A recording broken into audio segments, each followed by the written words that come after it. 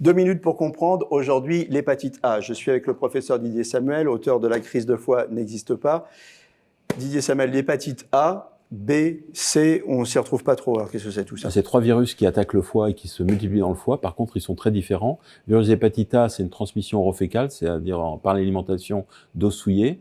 Le virus d'hépatite B, c'est transmission par voie sexuelle ou mère-enfant quand la mère est porteuse. Et l'hépatite C, c'est essentiellement par piqûre d'aiguilles souillées.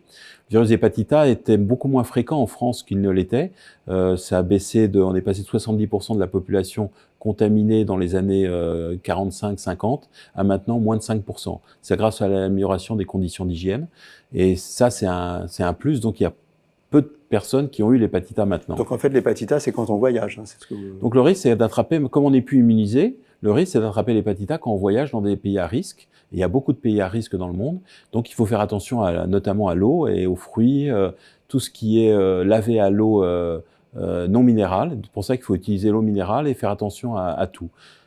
Tout, c'est-à-dire les crudités, laver à l'eau, mais aussi d'autres choses. Le thé sous la tente. Donc il faut savoir qu'il y a un vaccin. Il y a un vaccin efficace contre le virus d'hépatite A. Et moi, il n'est pas remboursé malheureusement, mais je le conseille avant des voyages dans des zones à risque. Mais il est obligatoire, non, quand on voyage? Il n'est pas obligatoire. Il n'est pas obligatoire. Alors, il n'est pas obligatoire, mais il est forcément... Il est recommandé, par contre. Oui, voilà. Et vous dites c'est indispensable. C'est un très bon vaccin qui est très efficace, qui protège bien et qui vous évite d'avoir une hépatite A.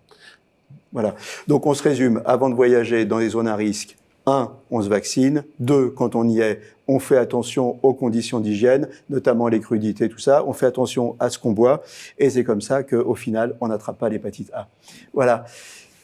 Soyez prudents et à bientôt. Nos émissions vous plaisent, alors aidez-nous à faire grandir la chaîne. Pour parler santé au plus grand nombre, partagez, likez, abonnez-vous.